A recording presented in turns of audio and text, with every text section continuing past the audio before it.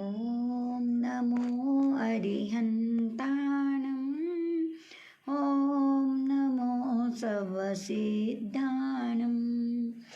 ॐ नमो आयर्याणम् ॐ नमो वज्रायाणम् नमो लोये सर्वसाहूनम् ऐसो पञ्चनमोकारो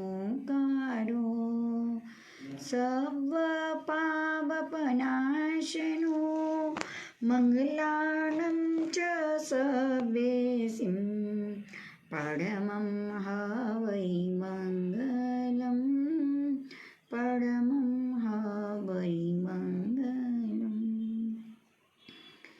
धम्मो मङ्गलमुखिठम् अहिंसा संयमो तवो देवावितं नमं सन्ति जस धम्मे सयामनु जस धम्मे सयामनु। किटो पर गिरियो को अपना भी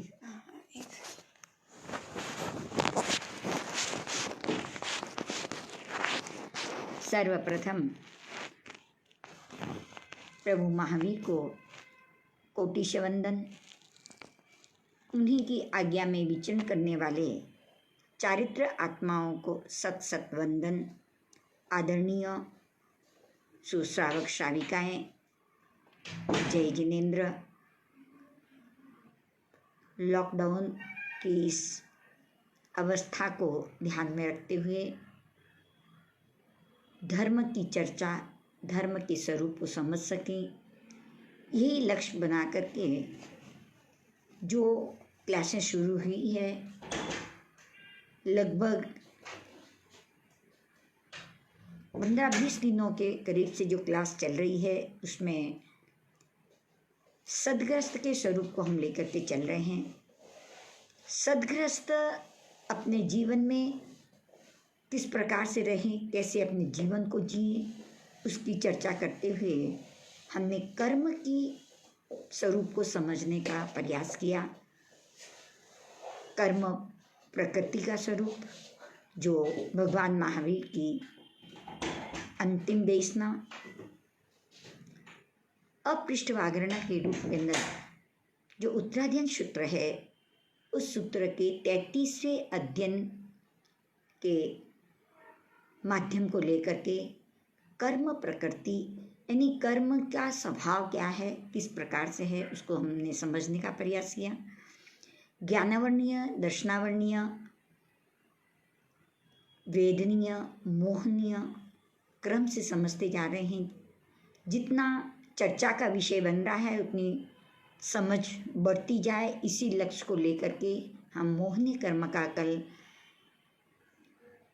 मोहनीय कर्म के स्वरूप को, दर्शन मोहनीय के स्वरूप को, चारित्र मोहनीय और नौ कसाय चारित्र मोहनीय को समझने का प्रयास किया। इन 28 भेदों की हमने विशेष रूप से चर्चा की। और जब आयुष्य मोहनीय कर्म जब तीव्रता का रूप धारण करता है और तीव्रता का रूप धारण करने से प्रमादी बन जाता है, यानी आत्म लक्ष्य को भूल जाता है।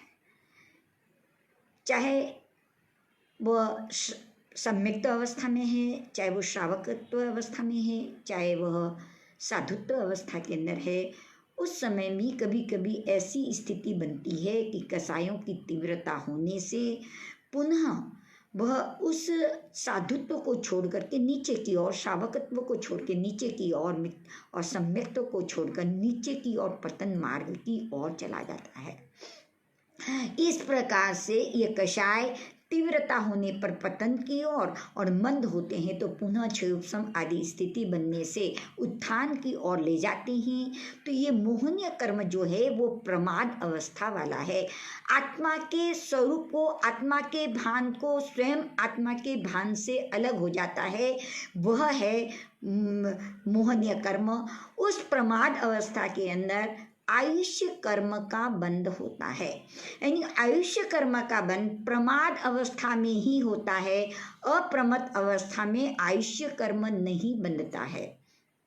प्रमाद छठे गुण स्थान तक प्रमाद की अवस्था है। पहले गुण स्थान से लेकर हम छठे गुण स्थान के जो नाम बताए हैं उसमें से सातवें गुण स्थान के अंदर अप्रमद अवस्था बताई गई है। छठे गुण स्थान तक प्रमाद अवस्था है और जहाँ तक प्रमाद है वहाँ पे आयुष्य कर्म का बंध होता है। मोहनीय कर्म जो कषाय के रूप में है वो प्रमाद अवस्था वाला ही है, तो उस समय में आयुष्य कर्म के विशेष बंध का योग बनता है। और छठे गुण स्थान तक आयुष्य कर्म बांधता है। छठे बांधते बांधते अगर वे पजवे बनते बनते सातवें गुण स्थान की स्पर्शना अगर कर लेता है तो सातवें गुण स्थान में वो आयुष्य कर्म पूर्ण रूप से बंध जाता है। किंतु नए तरीके से सातवें गुण स्थान अप्रमद अवस्था में आयुष्य कर्म का बंधन नहीं होता। तो हमने पहले ये बात समझी कि मोहनीय कर्म के कारण से प्रमद अवस्था आने से आयुष्य कर्म का बंध होता है। उस बात को लेकर के प्रभु ने छठे गुण मोहनीय कर्म के स्वरूप को समझ करके आयुष्य कर्म के स्वरूप को समझाने का प्रयास किया। तो हमने कल तक मोहनीय कर्म के स्वरूप को समझा था, आज हम आयुष्य कर्म के स्वरूप को समझेंगे बहुत ही धीरे से उसको अच्छी तरह से, क्योंकि यही हमारे आगे वाले जन्म मरण की स्थितियों को बनाता है, इसलिए इसको अच्छी तरह से समझने का प्रयास करेंगे। आयुष्य कर्म के लिए जो उत्तरायण के 33वें अध्ययन के अंदर जो गाथा है आयुष्य कर्म की, कल वाली गाथा से आगे वाली गाथा जो पोस्ट की गई है उसको मैं एक बार पढ़ती हूँ, आप ध्यान से सुनेंगे। नेरय्य तिरिख आउम मनुष्याउम तहेवय देवा उयम चौथम तो आउम कम्मम च चौमीहम। पुनः बोल रही हूँ, नेरय्य तिरिखाउम मनुष्याउम तहेवय देवा उयम चौथम तो आउम कम्मम च चौमीहम। नरक आयुष्य, तिर्यंच आयुष्य, मनुष्य आयुष्य तथा देव आयु, ऐसे 4 प्रकार की आयुष्य कर्म 4 प्रकार के होते हैं। यानी नरक आयु, तिर्यंच आयु, मनुष्य आयु तथा देव आयु, ये 4 प्रकार। इसी प्रकार से आयुष्य कर्म 4 प्रकार का होता है। ये बात उत्तरायण सूत्र के माध्यम से इस गाथा से हम समझें कि आयुष्य कर्म 4 प्रकार का होता है। पहले हम आयुष्य कर्म की स्वरूप को समझें। आयुष्य कर्म आत्मा को अमुक समय तक एक शरीर में रहने का वीजा कराता है। यानी आयुष्य कर्म आत्मा को अमुक समय तक एक शरीर में रहने का वीजा कराता है। यानी हैं जब यहाँ से फॉरेन वगैरह जाते हैं तो वीज़ा जितना समय तक का होता है उतना समय के बाद पुनः हमको लौट के अपने देश में आना पड़ता है, ये जानते हैं। उसी प्रकार से आयुष्य कर्म भी हमें एक शरीर में कितने समय तक रहना है उसका वीज़ा प्रदान करता है, उसका नाम है आयुष्य कर्म। यानी प्राणी आयुष्य कर्म से ही जीवित रहता है और समाप्त होने पर उसकी मृत्यु हो जाती है। यानी आयुष्य कर्म जन्म और मृत्यु तक साथ रहता है। जन्म के साथ उसका प्रारंभ हो जाता है और मृत्यु जब होती है तब उस पर आयुष्य कर्म की समाप्ति हो जाती है। एक भव के आश्रय एक आयुष्य कर्म रहता है। इसको और अच्छी तरह से आगे समझेंगे, पर इतना यहाँ पे अवश्य समझें कि इसी कर्म से प्राणी जीवित रहता है और इसकी समाप्ति होने पर वो मृत्यु को प्राप्त हो। हमारी आत्मा की जो अक्षय स्थिति है, उस जो अनादि अनंत वाली जो स्थिति है, उस अक्षय स्थिति को ये क्या करता है, आवृत करता है। ये आयुष्य कर्म का कार्य है। आयुष्य कर्म निर्णायक कर्म है। आयुष्य कर्म निर्णय करता है कि इस शरीर की आयुष्य पूर्ण होने के बाद अगले भव के अंदर उसे कहाँ जाना है, कहाँ पे जाकर के उसको पुनः जन्म लेना है, ये निर्णय भी आयुष्य कर्म ही करता है। यानी आयुष्य कर्म इस भव के अंदर हमें जीवित रखता है, प्राण प्राण धारण करके रखता है, और जब मृत्यु हो जाती है तो इसका क्षय होने के पहले ही उसे कहाँ अगले भव में जाना है उसका निर्णय भी यही करता है। यानी निर्णायक स्थिति भी इसी कर्म से होती है। आयुष्य कर्म हमें सुख दुख नहीं देता, आयुष्य कर्म हमें सुख दुख नहीं देता, अपितु एक निश्चय समय तक हमें एक गति में बनाए रखता है, एक निश्चित समय तक हमें एक गति में रोक करके रखता है, उसी स्थान में रखता है। यानी एक स्थान पे जो व्यवस्थित रूप से रखने का जो निश्चित समय करता है उस आयुष्य कर्म का काम है। जैसे किसी अपराधी ने अपराध किया और उसको जेल के अंदर बंद कर दिया गया, तो उस जेल में उसको जितने समय का समय दिया गया था उतने समय तक वो वहीं पर बंद रहता है। इसी प्रकार से इस आयुष्य कर्म के कारण से जीव नरक, तिर्यंच, मनुष्य और देव गति में जाता है, किंतु आयुष्य के अनुसार जितनी नरक आयु लेकर के गया है, जितनी तिर्यंच आयु, मनुष्य आयु और देव आयु लेकर के गया है, उतने समय तक ही वो वहाँ पर रहता है। जैसे नरक में बहुत दुख है, अति पीड़ा है, वो वहाँ से निकलना चाहता है, पर आयुष्य कर्म उसे वहाँ से जान निकलने नहीं देता।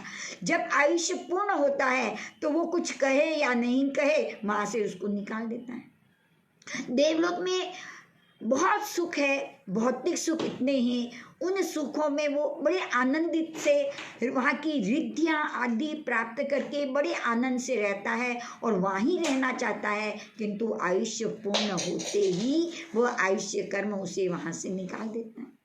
मनुष्य और तिर्यंच आयु भी हम सुख दुख के रूप में, नरक जितना दुख भी नहीं है तो स्वर्ग जितना सुख भी नहीं है, फिर भी इस तिर्यंच आयु कर्म और मनुष्य आयु का जो कर्म है, हमको इस गति के अंदर हम जितना चाहते हैं, हमें सारे बात के सुख है और अधिक जीना चाहते हैं, अधिक पुरुषार्थ करना चाहते हैं, अधिक अपने आत्मा की साधना करना चाहते हैं, परंतु यह कर्म उसको वहाँ से भी निकाल देता है। तो आयुष्य कर्म का कार्य है, जितना आयुष्य कर्म बांधा है उसके अनुसार उस चारों गतियों के अंदर उतने समय तक स्थित रखता है, इतने समय तक वहाँ पे निश्चित समय तक रखता है, उसके बाद में वहाँ से इसको निकाल देता है।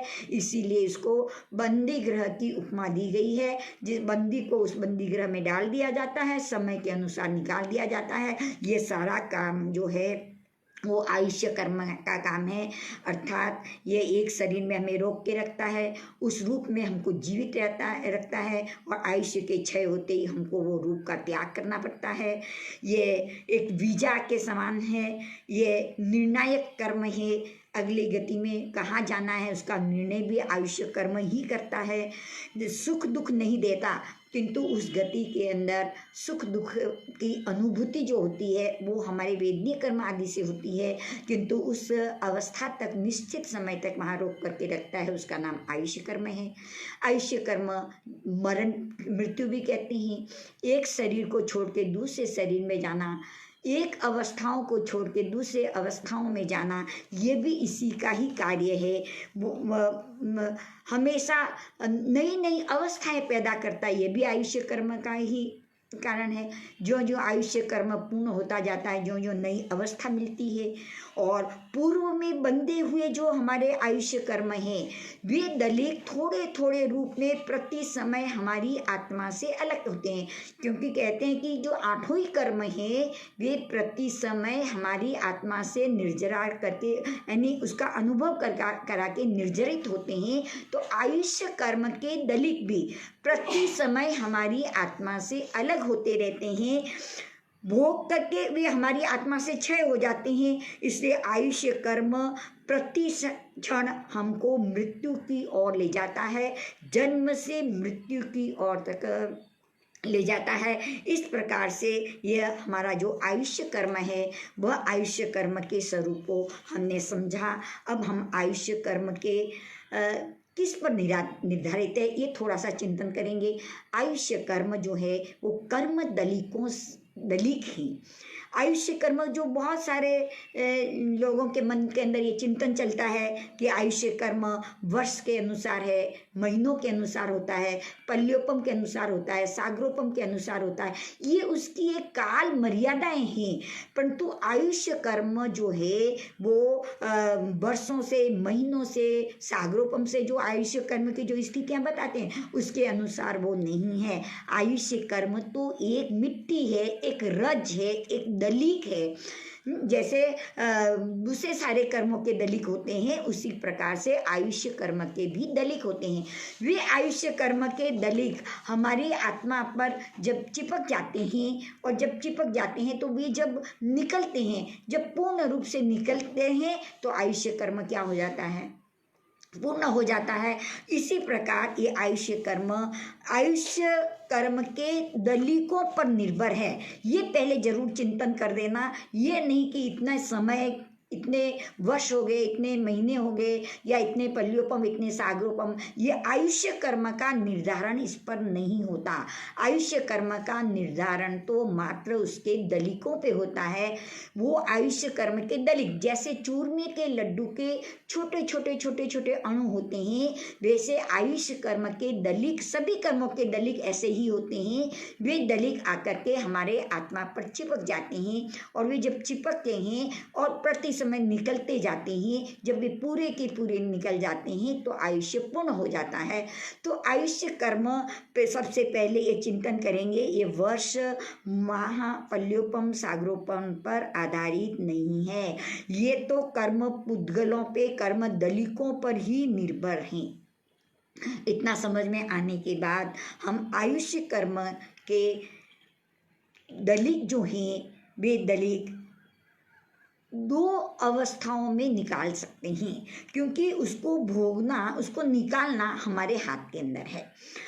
उस कर्म दलीक को कई आत्माएं स्वाभाविक रूप से उसको भोगती है, यानी समता में, शांति अवस्था में रहती है, और धीरे धीरे वे कर्म दलीक निकलते हैं। और एक आत्मा ऐसी होती है जो उन दलीकों को जल्दी जल्दी भोग लेते हैं।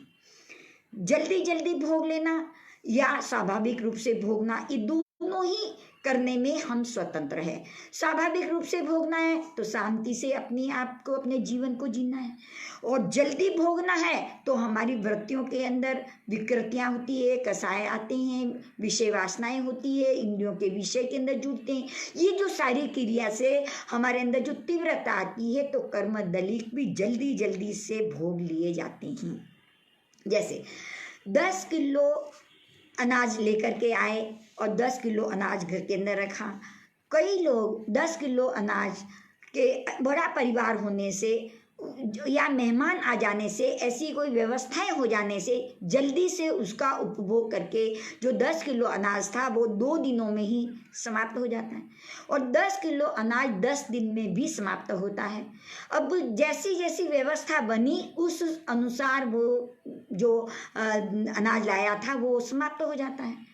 इसी प्रकार से जो कर्म के दलीक थे, आयुष्य कर्म के दलीक, वे भी कभी कभी धीरे धीरे समाप्त हो जाते हैं, और कभी कभी तेजी से, विशेष करके जल्दी जल्दी भोग लिए जाते हैं।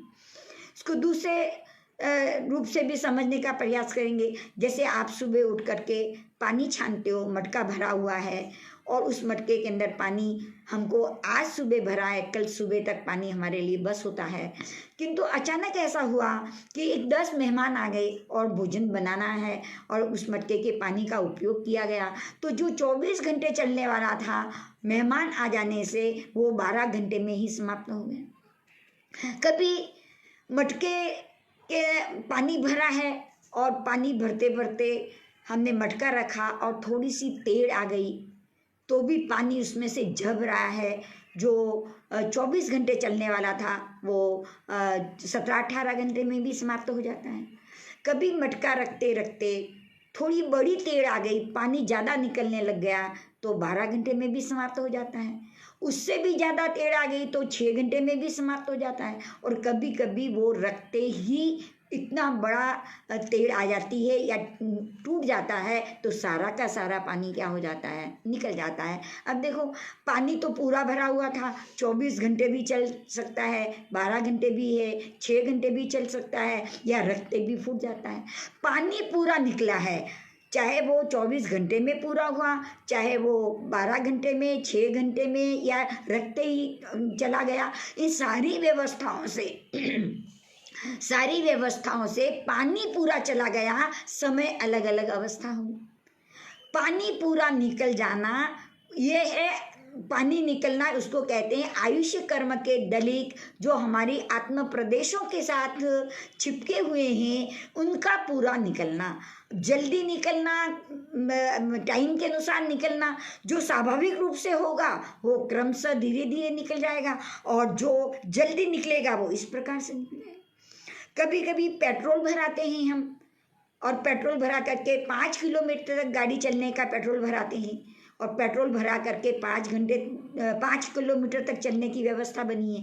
और कभी कभी भराते भराते उस टैंक के अंदर थोड़ा सा छेद हो जाता है तो वो 4 किलोमीटर तक चलती है, कभी बड़ा छेद हो गया तो 2 किलोमीटर चलती है, या कभी कभी भराते ही वो टैंक फूट गया तो पूरा का पूरा पेट्रोल निकल के उसी समय खाली हो जाता है। ठीक वैसे ही आयुष्य कर्म के जो दलिक हैं, वे दलिक किस प्रकार से हमारी आत्मा से अलग होते हैं, परंतु पूरे दलिक होना, जैसे पूरा पेट्रोल खत्म हो गया, पूरा पानी चला गया, पूरा अनाज खत्म हो गया, पूरे के पूरे खत्म होते हैं, पर समय अलग अलग अलग अवस्थाएं बनती है। इस प्रकार से आयुष्य कर्म का जो मीटर है उसको जल्दी खत्म करना या स्वाभाविक रूप से खत्म करना, यह हमारे अंदर है। हम इन 2-3 उदाहरणों से समझ रहे हैं। एक बहुत दूरी नापनी, यहाँ से 10 किलोमीटर तक जाना है, और कोई उसे दौड़ करके पार करता है, और कोई धीरे धीरे चल करके पार करता है। जाना वहाँ तक ही है, लक्ष्य जितना निर्धारण किया गया है उतने तक ही जाना है, किंतु लक्ष्य निर्धारण के अंदर भी व्यवस्थाएं, दौड़ कर जाना वाला जल्दी पहुँचता है और धीरे धीरे चलने वाला स्वाभाविक रूप से पहुँचता है। उसी प्रकार से कर्म दलिक भी बहुत फास्ट रूप से खत्म हो जाते हैं और तेजी से खत्म हो जाते हैं और धीरे धीरे भी चलते हैं। इस प्रकार से आयुष्य कर्म के दलिक को निकालने की व्यवस्था बताई। जो आयुष्य कर्म के दलिक को, जितने दलिक आयुष्य कर्म के बंधे हुए हैं उतने दलिकों को स्वाभाविक रूप से जो निकलते हैं उसको अनपवर्तनीय आयुष्य कहते हैं। यानी जितने आयुष्य कर्म के दलिक बंधे हुए थे वे उतने के उतने समय में बीच में कोई कम नहीं होता, जितना समय यानी पूर्व जन्म से हम आयुष्य कर्म बांध करके आते हैं। यहाँ आगे जैसे जैसे इसकी व्यवस्था होगी, आज हम आयुष्य कर्म के स्वरूप को ही समझ रहे हैं, इसलिए ये चर्चा कर रहे हैं। हम पूर्व भव से ही इस भव के आयुष्य कर्म को बांध करके आए हैं, और जो आयुष्य कर्म जितने समय का बांध करके आए हैं उतने समय तक पूर्ण रूप से उसको उतने समय तक भोग लेना, उसमें किसी भी प्रकार का परिवर्तन न हो, काल में समय के अंदर किसी प्रकार का परिवर्तन न हो, उसको अनपवर्तनीय आयुष्य कहते हैं।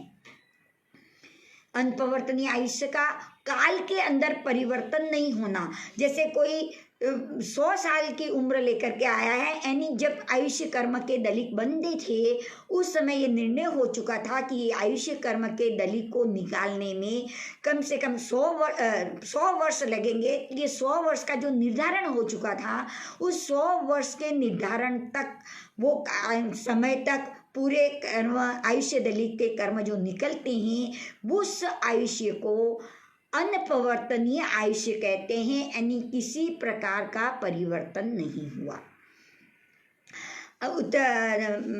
इसके अंदर अनपवर्तीय आयुष्य के लिए तत्वार्थ सूत्र के अंदर दूसरे अध्ययन की जो 52वीं गाथा है वो इस प्रकार से है। औपपातिक चरम देहोत्तम पुरुषा संख्ये वर्षा ईशो न पवर्त या ईशुह।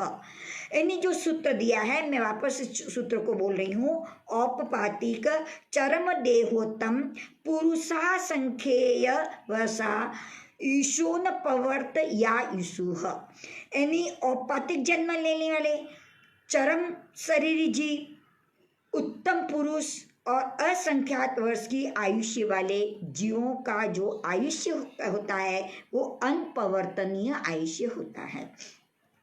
औपपातिक जन्म वाले देवता और नरक, देवता और नरक का औपातिक जन्म होता है, यानी हमारे जैसे गर्भ में जन्म नहीं होता, उस स्थान में जाते ही उनके पूरे शरीर का निर्माण हो जाता है। यानी नरक के जीवों का कुंभियों में होता है और देवताओं की सैया में होता है। वहाँ जीव जाते ही पूर्ण रूप से शरीर धारण हो जाता है।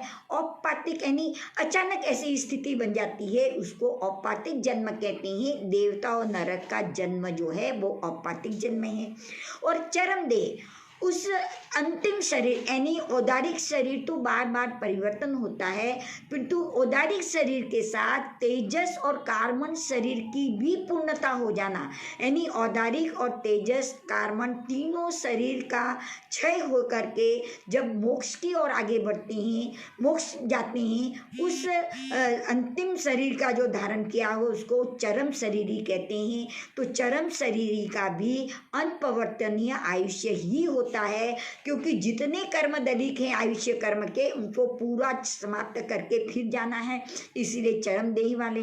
और उत्तम पुरुष के अंदर 63 श्लाघनीय पुरुष होते हैं, 24 तीर्थंकर, 12 चक्रवर्ती, 9 वासुदेव, 9 प्रतिवासुदेव और 9 बलदेव जो होते हैं, ये भी अनपवर्तनीय आयुष्य वाले होते हैं। अर्थात इनके आयुष्य में किसी भी प्रकार का काल की मर्यादा में परिवर्तन नहीं आता।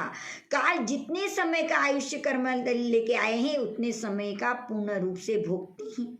तीर्थंकर के लिए मिनिमम जगन्य 72 वर्ष है, उत्कृष्ट 1 करोड़ पूर्व की 84 लाख पूर्व की है। चरम शरीरी वाले के लिए 9 वर्ष की है और मिनिमम, और उत्कृष्ट 1 करोड़ पूर्व की है। ये अपनी अपनी आयुष्य कर्म की जो ललित लेकर के आए हैं उस समय के अनुसार ही भोगते हैं। और असंख्यात वर्ष की आयुष्य वाले यानी युगलिक मनुष्य, जो 30 अकर्म भूमि वाले हैं वे युगलिक मनुष्य कहलाते हैं, क्योंकि वहाँ युगल रूप से जन्म लेते हैं और एक इसके साथ कल्प वृक्षों से उनका जीवन निर्वाह होता है। और करोड़ पूर्व की आयुष्य से अधिक, करोड़ पूर्व वर्ष से अधिक आयुष्य वाले होते हैं, चाहे वो अंतर मुहूर्त के आयुष्य भी अधिक हो तो भी उनको युगलिक मनुष्य ही कहते हैं। युगलिक मनुष्य जैसे मरुदेवी माता और नाभि राजा का एक स्वरूप समझ में आता है। मरुदेवी माता की आयुष्य करोड़ पूर्व की थी, इसलिए वे कर्म भूमि वाले मनुष्य थे, उनको मुक्ति हुई, मोक्ष पधारे।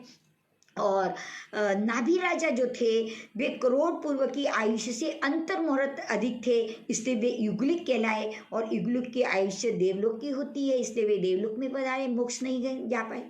और युगलिक देवलोक से आयुष्य पूर्ण करके फिर भी आदिनाथ भगवान के शासन में जन्म लेकर वहाँ से मोक्ष पधारे। तो इसका अर्थ युगलिक वो कहलाते हैं जो करोड़ पूर्व की आयुष्य से अधिक आयुष्य, अंतर मुहूर्त भी अधिक हो फिर भी अधिक होने से उनको युगलिक कहते हैं। भोग भूमि के वाले मनुष्य कहते हैं क्योंकि वे कल्प वृक्षों से अपना जीवन निर्वाह करते हैं। और युगलिक भूमि वाले भी कहते हैं क्योंकि दोनों जोड़े से जन्मते हैं। तो इनकी भी आयुष्य पूर्ण रूप से अनपवर्तनीय आयुष्य होती है। जितने आयुष्य कर्म के दलित लेके आए, यानी करोड़ पूर्व से अधिक और अधिक से अधिक 3 पुल्यों को मान।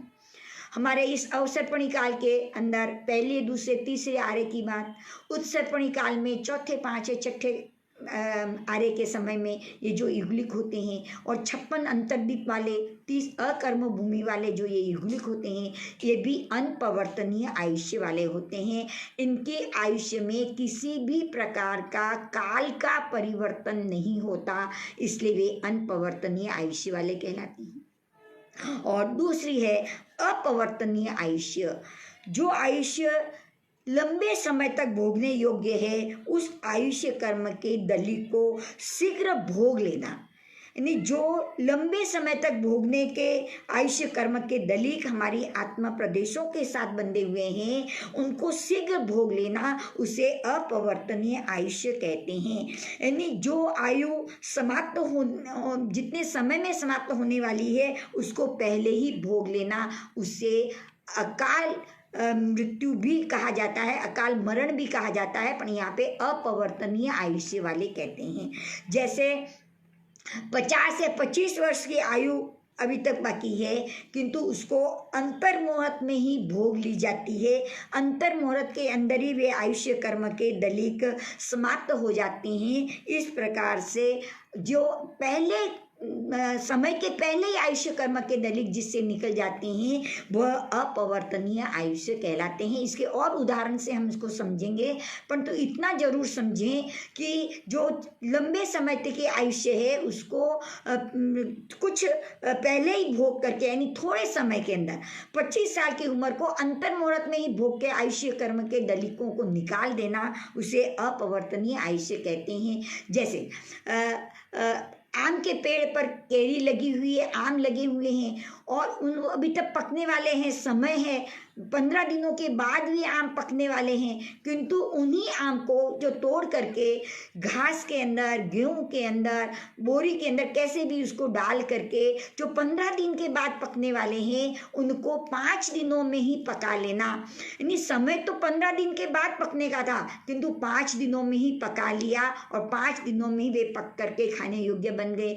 तो उसकी अवधि को हमने कम कर दिया, उसके समय को हमने कम कर दिया। उसी प्रकार से हमारे आयुष्य कर्म के दलिक जो लंबे समय तक भोगने वाले हैं उनको कम अवस्थाओं के अंदर शीघ्र भोग लिया जाता है, उसको अपवर्तनीय आयुष्य कहते हैं। नहीं, आयुष्य का परिवर्तन हो सकता है।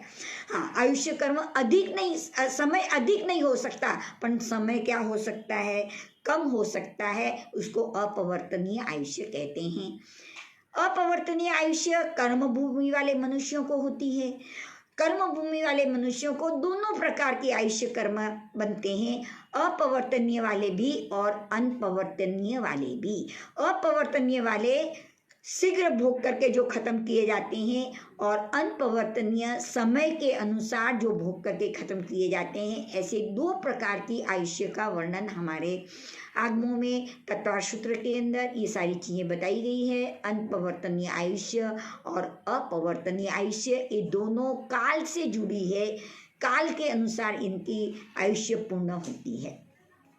अब इसको कैसे पूर्ण होती है उसको समझने के लिए 2 प्रकार के भेद और बताए, निरूपकर्मी आयुष्य और सोपकर्मी आयुष्य। निरूपकर्मी का अर्थ नी यानी नहीं और उपक्रम यानी बाहर का कोई उपक्रम नहीं लगने पर जिसकी मृत्यु होती है उसको निरूपकर्मी कहते हैं। और सोपकर्मी का अर्थ होता है उपक्रम सहित जिसकी मृत्यु होती है उसको सोपकर्मी कहते हैं। तो ऐसे निरूपकर्मी और सोपकर्मी इस 2 प्रकार की आयुष्य का वर्णन भी मिलता है। निरूपकर्मी आयुष्य के अंदर किसी प्रकार का उपक्रम नहीं लगता, समय के अनुसार व्यवस्थित रूप से जितनी आयुष्य लेकर के आए थे उस अनुसार उपक्रम के बिना ही, यानी कोई बाह्य उपक्रम नहीं लगा और आयुष्य पूर्ण हो जाता है। या आयुष्य कर्म दलिक आयुष्य पूर्ण होने वाला होता है, उस समय कोई उपक्रम लग जाए तो ये तो निमित्त बन जाता है, इसमें कोई बाधा नहीं, किंतु उनके कर्म के दलिक अपने पूर्ण आयुष्य होने पर कोई उपक्रम लग गया और आयुष्य पूर्ण हो गया, परंतु वो आयुष्य निरूप कर्म ही कहलाता है। जैसे कृष्ण महाराजा वासुदेव थे, तो अभी हमने बात कही थी कि 63 सालाग्य पुरुष के अंदर जो वासुदेव होते हैं वे अनपवर्तनीय आयुष्य वाले ही होते हैं। और भगवान कृष्ण भगवान के जीवन को अगर हम देखते हैं, कृष्ण वासुदेव के जीवन को हम देखते हैं तो इनके ऊपर जो बाण चला था, जरासंध ने उनको बाण चलाया और उनकी आयुष्य पूरी हुई, तो उनका वहाँ पे उपक्रम लगा, परंतु वो उपक्रम नहीं कहलाएगा, वो सोपकर्मी आयुष्य वाले नहीं थे, वे निरूपकर्मी आयुष्य वाले थे। जो उपक्रम लगा उनका आयुष्य का पूर्ण होना होता है और उपक्रम भी लगा, वो निमित्त बन गया और निमित्त से आयुष्य पूर्ण हो गया, परंतु उनका आयुष्य निरूपकर्मी सोपकर्मी आयुष्य है जो किसी प्रकार के उपक्रम से नहीं था। ये कैसे होता है? जो आयुष्य कर्म जब बनता है तो सघन रूप से बनता है, गाढ़ रूप से बनता है, और सघन और गाढ़ता के कारण से वे उपक्रम लगने पर भी उनका आयुष्य पूर्ण नहीं होता। उसको निरुपकर्मी आयुष्य कहते हैं, यानी उपक्रम से संबंधित है। उपक्रम लगने पर उनके कोई प्रकार का उपक्रम लगने पर भी उनकी घात नहीं होती, वे आयुष्य कर्म दलिक नहीं निकल पाते हैं। अपने उपक्रम से उन्हें कोई फर्क नहीं पड़ता, कोई निमित्त मिलने पर भी उनके जीवन में कोई भी रुका आयुष्य कर्म जल्दी नहीं निकल पाते हैं, तो उसको निरुपकर्मी आयुष्य कहते हैं। और दूसरी जो बात बताइए वो सोपकर्मी आयुष्य, यानी उपक्रम के साथ, यानी बाह्य कोई निमित्त मिले तो आयुष्य कर्म दलिक बहुत जल्दी से निकल जाते हैं, उसको सोपकर्मी आयुष्य कहते हैं। उपक्रम सहित जो आयुष्य होती है उसको सोपकर्मी आयुष्य कहते हैं। हमारे ठाणांक सूत्र के अंदर 7वें ठाणे के अंदर 7 बातें जो बताई वो सोपकर्मी आयुष्य वाले को जब ये 7 उपक्रम लगते हैं तो आयुष्य पूर्ण हो जाता है। पहला वहाँ पे बताया अध्यवसाय, यानी राग द्वेष के तीव्र परिणाम जो होते हैं, तीव्रता से जो राग द्वेष होता है यथा भय जो होता है, आत्मा के जो ऐसे परिणाम होते हैं उन परिणामों से जो आयुष्य पूर्ण हो जाता है। यानी राग द्वेष की तीव्रता के कारण, कषायों की तीव्रता के कारण, भय से ऐसे अपने अध्यवसाय होते हैं कि वो दुखी और पीड़ित होते होते स्वयं का उसका अपना आयुष्य पूर्ण हो जाता है। जो 25 साल चलने वाला था, अभी और समय था, परंतु ऐसा अपने ही राग द्वेष के परिणामों से, अपने ही अध्यवसायों से उसके अंदर दुखी और पीड़ित होकर के आयुष्य पूर्ण कर लेता है। तो वहाँ पे बताया है ठाणांक सूत्र के अंदर कि अध्यवसाय के निमित्त से भी सोपकर्मी आयुष्य वो उपक्रम लग सकता है। दूसरा बताया निमित्त, निमित्त का अर्थ होता है कोई दंड लगे, कोई शस्त्र लगे, कोई बाण लग जाए, जैसे कृष्ण महाराजा के हमने सुना कि बाण लग गया, इस प्रकार का। वो तो निरुपकर्मी आयुष्य वाले थे, पर सोपकर्मी आयुष्य वाले के भी कोई बाण लग जाए, कोई मारे, कोई उनको बांध करके पीटे और ऐसी जबरदस्त वेदना देवे कि उससे भी उनका आयुष्य पूर्ण हो जाता है। तो उसको निमित्त कहा कि ऐसे निमित्त मिलने पर भी जो लंबे समय तक मैंने आयुष्य कर्म के दलिक लंबे समय तक निकलने वाले थे, पर उपक्रम आने से जल्दी से निकल गए, ऐसा भी मन मिलता है। आहार, हाँ, आहार, अति आहार लेने से, एक लिमिट से ज़्यादा आहार लेने से जब शरीर के अंदर वो आहार होता है अधिक लेने पर साता नहीं हो पाती है तो जीव घबरने लगता है और अति आहार से भी आयुष्य पूर्ण हो जाता है। और आहार न मिलने पर भी, कुछ भी आहार प्राप्त नहीं हुआ और भूख तेजी से लगी है और पानी की प्यास और भूख लगी है तो भी प्राण निकल जाते हैं। जो 500 सन्यासियों का जो वर्णन मिलता है कि उन्होंने जो नियम लिया था कि बिना पूछे कुछ नहीं लेंगे, और उस नियम को लेकर के जब चले थे और रास्ते के अंदर ऐसी हुई कि भोजन के अंदर मक्की की रोटी वगैरह ली हुई थी और प्यास जबरदस्त लगी, तो वे जो सन्यासी जो हैं वे पानी, नदी आदि का भी पानी पी सकते हैं, नलों से भी पानी पी सकते हैं, परंतु वहाँ पर गर्मी के दिनों में जेठ की जबरदस्त गर्मी थी, इस कारण से वहाँ पे कोई पानी देने वाला नहीं था।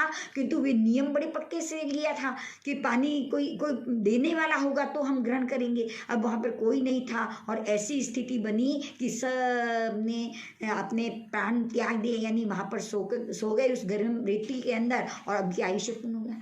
इसलिए आहार पानी न मिलने पर भी आयुष्य पूर्ण हो सकता है और अधिक ठूस ठूस करके खाने पर भी, जब अंदर से बराबर हिलता नहीं है, ऐसे ठूस ठूस के भरने से भी आयुष्य कर्म के दलिक पूर्ण हो जाते हैं। तो तीसरा आहार बताया और चौथा बताया वेदना। जबरदस्त वेदना होती है, आंखों के अंदर वेदना हो जाती है, पेट के अंदर वेदना हो जाती है, बीमारी की वेदना जब जबरदस्त होती है, ऐसी वेदना जब ये जो कोरोना का चल रहा है इससे जो ग्रस्त हैं, इसकी वेदना से जो ग्रस्त हैं, वे जीव अपने प्राण छोड़ रहे हैं। यानी इस प्रकार से वेदना अधिक होने से भी ये सोपकर्मी ऐसा उपक्रम लगने पर भी आयुष्य पूर्ण होता है। और पराघात का अर्थ होता है आघात पहुंचने पर आयुष्य पूर्ण हो जाता है। जब व्यक्ति कई दुखी और पीड़ित हो जाते हैं तब कुएं आदि में गिर करके पड़ जाते हैं, समुद्र में डूब करके मर जाते हैं, कोई जहर आदि खा के मर जाते हैं। इस प्रकार से अपनी आत्महत्या भी कर लेते हैं। और कई ऐसे जीव जो जंगलों के अंदर होते हैं, उन्हें जंगलों के अंदर भी कहाँ ध्यान विवेक नहीं रहता, उसके अंदर समुद्र के अंदर, नदियों के अंदर, कुएं के अंदर गिर करके पानी की तड़प से भी उस पानी सारे अंगों में अंदर चला जाता है और तड़फन करके भी आयुष्य पूर्ण हो जाता है। तो पराघात से उपक्रम लग सकता है, स्पर्श का उपक्रम लग जाता है, कहाँ बिच्छू काट लेता है, कहाँ पर सांप काट लेते हैं, कोई जीव ऐसा डंक मार लेता है, होता है ना कि ये जो बीमारियां हैं, जो कोई मच्छर आकर के काटता है और डेंगू आदि की बीमारी हो जाती है, उससे ग्रस्त होकर के कई अपने प्राण चले जाते हैं। तो स्पर्श से होता है। और श्वासोश्वास रोकने से यानी नाक आदि बंद करने से भी प्राण निकल जाते हैं। तो ये 7 प्रकार के जो उपक्रम बताए हैं, इन उपक्रम से लगने पर जो आयुष्य पूर्ण होता है उसको सोपकर्मी आयुष्य कहते हैं। यानी उपक्रम लगा किस भाव से, जिस समय आयुष्य कर्म का बंध हुआ था, शिथिलता के कारण होने से ऐसे उपक्रम लगने पर उनका आयुष्य पूर्ण हो जाता है, वो सोपकर्मी आयुष्य कहलाता है। और निरुपकर्मी आयुष्य बंधे हुए को उपक्रम लगने पर भी आयुष्य पूर्ण नहीं होता। तो हम दोनों प्रकार के वर्णन होते हैं, सोपकर्मी आयुष्य और निरूपकर्मी आयुष्य की भी बात आगमों में मिलती है। अकाल मृत्यु और काल मृत्यु भी हम व्यवहार के अंदर कहते हैं, समय पूर्ण नहीं हुआ और ऐसे ही कोई चला गया, जैसे ये उपक्रम लगने पर या आयुष्य अपवर्तनीय आयुष्य के कारण से पहले ही जो चला जाता है उसको अकाल मृत्यु कहते हैं। और निरूपकर्मी आयुष्य वाले की मृत्यु को काल अपने स्वाभाविक रूप से आयुष्य पूर्ण करके गया। तो इस प्रकार से अपवर्तनीय आयुष्य, अनपवर्तनीय आयुष्य, सोपकर्मी आयुष्य, निरूपकर्मी आयुष्य, अकाल मृत्यु, काल मृत्यु, इस प्रकार से वर्णन आगमों के अंदर मिलता है। अब ये उपक्रम जो लगते हैं वो कब आयुष्य कर्म कब बंधा जाता है, यहाँ से जब अगले भाव के अंदर हमको जाना है, यानी जब तक मोक्ष नहीं जाते तब तक तो जन्म मरण करने ही हैं। और जब जन्म मरण करने हैं तो एक शरीर को छोड़ के जब दूसरे शरीर के अंदर जाता है तो यहाँ से ही आयुष्य कर्म का बंध करता है। फिर वहाँ जाकर के आयुष्य कर्म का बंध देवता, नरक को और युगलिक मनुष्यों को 6 महीने शेष रहते हैं, तब अगले भोग का आयुष्य का निर्धारण हो जाता है। यानी आयुष्य कर्म निर्धारित कर लेता है, अपना निर्णय कर लेता है कि अब यहाँ से आयुष्य पूर्ण करके उस गति में जाना है और उस आयुष्य को वहाँ पर ऐसे देवता, नरक और युगलिक मनुष्यों के 6 महीने, यानी युगलिक मनुष्य तो नियमा देवलोक में ही जाते हैं, इसलिए 6 महीने के पहले निर्धारण होता है। देवता और नरक, देवता के जीव मर करके पुनः देवलोक में, या देवता के जीव आयुष्य पूर्ण करके नरक में, या नरक के जीव आयुष्य पूर्ण करके पुनः नरक में, या नरक के जीव आयुष्य पूर्ण करके पुनः देवलोक में उत्पन्न नहीं होते हैं। वे व्याक्रिय शरीर एक साथ 2 बार प्राप्त नहीं होता, इसीलिए व्याक्रिय शरीर की छोड़ करके जब मनुष्य उदारिक आदि शरीर के अंदर जन्म लेते हैं, मनुष्य और तिर्यंच गति में जन्म लेते हैं, तो वो 6 महीने पहले माने। और मनुष्य और तिर्यंच गति वाले जीव अपने जीवन के अंदर 2/3 बीत जाने के बाद जब 1/3 शेष रह जाता है, तब वो अगले भव का आयुष्य बनता है। 2/3 निकलने के बाद जब 1/3 शेष रहता है तो वह जीव अगले भव का आयुष्य मानता है। यानी एक समझेंगे हम इसको कि मान लो किसी जीव ने 90 वर्ष की आयुष्य लेकर का है, ये तो हमें पता नहीं है, ये तो ज्ञानी ही जानते हैं, परंतु हम इसको इस प्रकार से समझें कि कोई जीव 90 वर्ष की आयुष्य लेकर आया है, 90 वर्ष के अंदर उसके आयुष्य कर्म के दलिक निकलने ही, ऐसे 90 वर्ष की आयुष्य जो लेकर के आया है, तो वो जो अगले भव की यहाँ पे रिजर्वेशन करेगा। जैसे हमको यहाँ से बम्बई जाना है, मद्रास जाना है, कहाँ पर भी जाना है, तो हम रिजर्वेशन यहाँ से करवाते हैं कि फिर वहाँ जाके रिजर्वेशन होगी, ऐसा तो नहीं होता है। हम यहाँ से अपनी रिजर्वेशन कराते हैं, हमको गमन करने के लिए, यानी जाना है आगे तो यहाँ रिजर्वेशन होती है। कभी हम जाते कि 2 महीने पहले करवाते हैं, 3 महीने का जो समय दिया है हमको गवर्नमेंट ने, सरकार ने, उसके अनुसार कराते हैं। कभी बीच में कराते हैं, या जाने के थोड़ी देर पहले करवाते हैं। तो इस प्रकार हम टिकट लिए बिना, रिजर्वेशन करे बिना हम सफ़र नहीं कर सकते।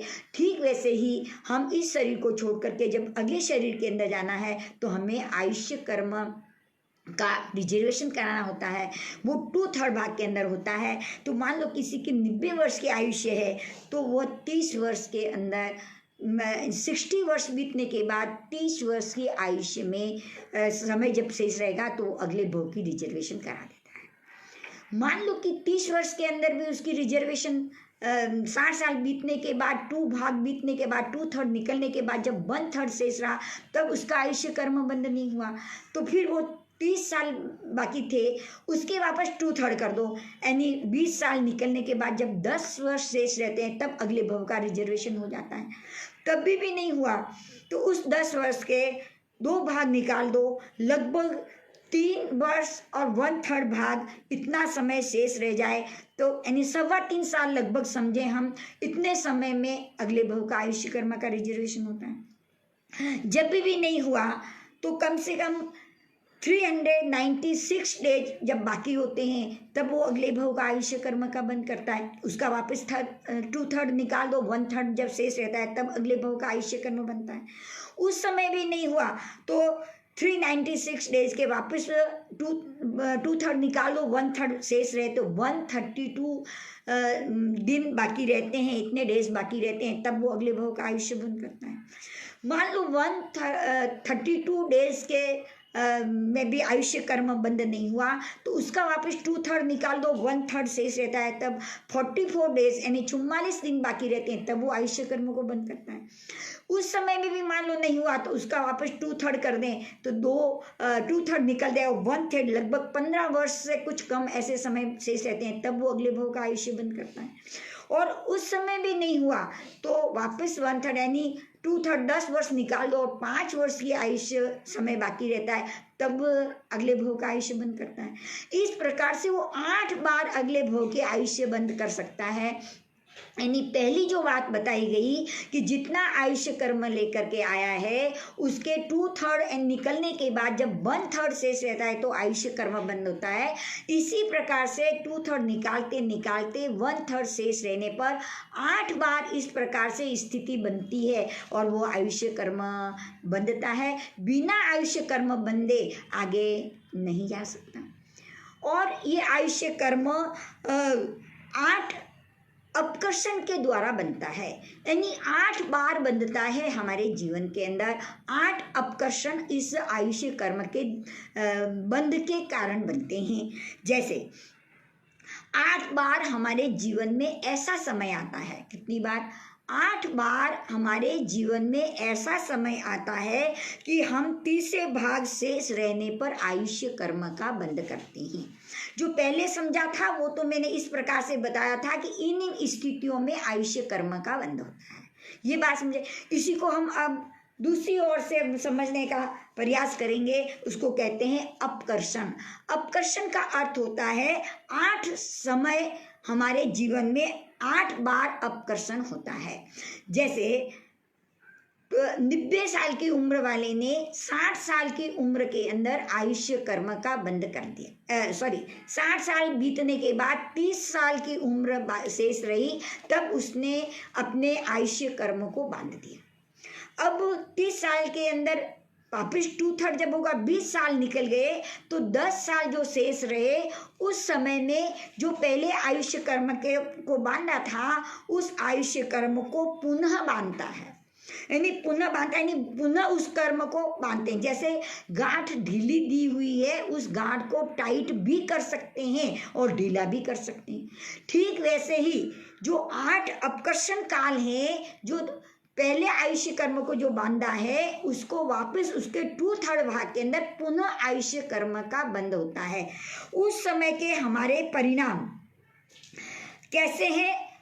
उस परिणाम के अनुसार जो पहले आयुष्य कर्म का बांधा है उसकी स्थिति कम भी की जा सकती है, स्थिति अधिक भी होती है, या स्थिति ज्यों की त्यों भी रह सकती है। तीनों स्थितियां बन सकती है। यानी जब वो आयुष्य कर्म बंध रहा है उस समय में ऐसी स्थिति होती है कि जो पहले आयुष्य बंधी थी उस आयुष्य बंध की स्थिति अधिक भी हो सकती है, उन आयुष्य कर्म की स्थिति कम भी हो सकती है और उसी परिणाम में भी रह सकती है। ये दूसरी बार बंद होता है, उसको अपकर्षण काल कहते हैं। ये अपकर्षण काल आयुष्य बंध के बाद 8 बार होता है। पहली बार जो आयुष्य कर्म को बांधा है वो शेष जो बची है उसका जब 2/3 भाग, यानी मैंने बताया था कि 30 का वापस 20 वर्ष निकलने के बाद जब 10 वर्ष शेष रहता है तब उसको वापस आयुष्य कर्म के दलिकों का वापस बंद होता है। उस समय होता है फिर वापस 3.25 साल के समय वापस एक बार अपकर्षण होता है, फिर वापस बंद होता है, फिर 396 दिन होते हैं तब फिर अपकर्षण होता है, फिर 132 दिन बचते हैं तो 44 दिन बचते हैं तो 15 दिन बचते हैं तो और 5 दिन बचते हैं। इस प्रकार से 8 बार अपकर्षण होता है और अंतिम समय में पक्का निर्धारण होता है, यानी अपकर्षण 8 बार होते हैं। इसको एक उदाहरण से हम समझ सकते हैं कि सैनिक महाराजा ने 7वीं नरक के आयुष्य कर्म के दलिकों का बंद कर दिया था। उसके बाद जब प्रभु महावीर के पास आए और उस समय में उस स्थिति से धर्म ध्यान के अंदर वापस जीवन को सम्यक रूप से यानी श्रद्धा करते हुए जिनवाणी पे जब उन्होंने वापस अपने जीवन को समझा तो कहते हैं कि 7वें नरक के आयुष्य कर्म दलिक कम होते होते होते अभी कौन सी नरक में है, पहली नरक तक पहुंच गए। जो 7वीं नरक में 33 सागरोपम की स्थिति वाले थे यहाँ पर आकर के 84,000 वर्ष की आयुष्य वाले रह गए। तो ये कैसे हुआ, हो तो गया था वहाँ पे 7वीं नरक का, फिर ये कैसे हो गए। तो अर्थात जो आयुष्य कर्म का बंध हुआ वो 8 बार होता है और 8 बार के अंदर हमेशा 2/3 निकलने के बाद 1/3 शेष रहता है, तब होता है इन बंद 8 बार बंद होता है। उस समय हमारी जैसे परिणाम रहते हैं, परिणाम अगर रहे तो स्थिति अधिक भी हो सकती है, स्थिति कम भी हो सकती है और उसी परिणाम वाले रहते हैं और अंत समय में जो 8वें भाग के अंदर होता है तब जाकर के ये निर्धारण पक्का हो जाता है। मान लो किसी ने 60 साल बीतने के बाद भी उसने आयुष्य पूर्ण बंधा नहीं हो तो 30 साल की उम्र के अंदर उस जब 20 साल बीतने के बाद बांधता है तो भी 8 आकर्षण होते हैं। वो 3.25 साल की शेष रहने पर भी बांधता है तो भी उसके भी 8 अपकर्षण होते हैं। इस प्रकार से 8 अपकर्षण से आयुष्य कर्म बनता है। बस चिंतन यही चाहिए कि हमारे जो आयुष्य कर्म के दलिक बंधते हैं एक बार भी बंध गए हों फिर भी अगर हम धर्म ध्यान के अंदर चले जाएं, जिनवाणी पे श्रद्धा करने लग जाए, उस जिनवाणी के प्रति अहोभाव अंदर से जागृत हुए तो हमारे आयुष्य कर्म जो बंधे हैं उनकी स्थिति कम भी हो सकती है और स्थान भी, हाँ गति का बंद अलग नहीं होगा। नरक गति वाला तिर्यंच गति में नहीं जा सकता, पर उसी नरक गति में, उसी तिर्यंच गति में, उसी मनुष्य गति में, उसी देव गति में उनके दलिक को कम ज्यादा लंबी स्थिति कम स्थिति वाले या उसी प्रकार से रख सकते हैं। तो इसको बहुत चिंतन करेंगे कि आयुष्य कर्म का भले ही बंद हो गया फिर भी मैं 8 अपकर्षण के माध्यम से अपनी स्थिति को मैं कम भी कर सकती हूँ और स्थिति को बढ़ा भी सकती हूँ। तो हम विशेष चिंतन करें कि हम धर्म ध्यान के अंदर जाएं और ये स्थिति 2/3 भाग बीत गया, लगभग आज के युग के अंदर 100 साल 90 साल से ज़्यादा उम्र नहीं हो पाती है। तो उसके हिसाब से हमारी उम्र होने के अनुसार हम जो आयुष्य कर्म के दलित बन चुके हैं फिर भी अभी हमें बोध हुआ है, अभी हमें जागरण आई है तो हम उसको और भी कम स्थिति वाला बना सकते हैं। ये पक्की श्रद्धा अगर होगी तो निश्चय में ये बात ऐसा ही होगा कि हम उस स्थिति को और भी कम कर सकते हैं और स्थान के अंदर उसी गति के अंदर स्थानों को परिवर्तन कर सकते हैं। तो आज हमने इस आयुष्य कर्म, है तो बड़ा कठिन विषय है किंतु जब इसको बहुत सरलता से 2-4 बार अगर हम समझेंगे तो निश्चय हम उस अपकर्षण को, उस आकर्षण को अच्छी तरह से समझ करके अपने आयुष्य कर्म के दलित को हम कर्म कर सकते हैं। तो आज हमने आयुष्य कर्म की बहुत छोटे से रूप में अपवर्तनीय, अनपवर्तनीय, सोपकर्मी, निरूपकर्मी, अकाल मृत्यु, काल मृत्यु और आयुष्य कर्म के दलिक का जो बंध होता है वो नरक, देवता और युगलिक भोग भूमि वाले मनुष्यों के 6 महीने के पहले और हमारे तिर्यंच और मनुष्य कर्म भूमि वालों के 2/3 भाग, नहीं तो ऐसे 8 बार के अंदर आयुष्य कर्म का बंध हो सकता है। आयुष्य कर्म को ढीला, बंधा हुए को भी हम ढीला कर सकते हैं और बांध भी गाड़ा सकते हैं। इसका चिंतन करेंगे और इसका चिंतन करने के बाद हम इसको और अपने चिंतन में लाके हम अपने जीवन के साथ कैसे जिए इसका हम विशेष चिंतन कर सकते हैं। इन्हीं मंगलमय भावनाओं के साथ जिन्होंने भी इसमें भाग लिया और सुनने की जो विशेष भाव रखते हैं उनको बहुत बहुत बहुत बहुत धन्यवाद देती हूँ और आगे से आगे इसकी चर्चा करते जाएं जिससे हमारा ज्ञान परिपक्व बनता जाए। इन्हीं मंगलमय भावनाओं के साथ कोई प्रश्न हो तो कमेंट बॉक्स के अंदर डालिए और इसकी और चर्चा भी करें। इन्हीं मंगलमय भावनाओं के साथ जय जिनेन्द्र, जय महावीर।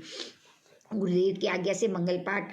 चत्तारि मंगलम अरिहंता मंगलम, सिद्धा मंगलम, साहू मंगलम, केवली प्रणयितोदमो मंगलम। चत्तारि लोगुत्तमा अरिहंता लोगुत्तमा, सिद्धा लोगुत्तमा, साहू लोगुत्तमा, केवली प्रणयितोदमो लोगुत्तमो। चत्तारि शरणं पवज्जामि अरिहन्ते शरणं पवज्जामि, सिद्धे शरणं पवज्जामि, साहू शरणं पवज्जामि, केवली प्रणयितं धम्मं शरणं पवज्जामि। ये 4 शरणा दुखहरणा और न शरणा कोई, जो भव्य प्राणी आदरे तो अक्षय अमर पद होय। इन्हीं मंगल भावनाओं के साथ सबको जय जिनेन्द्र, जय महावीर।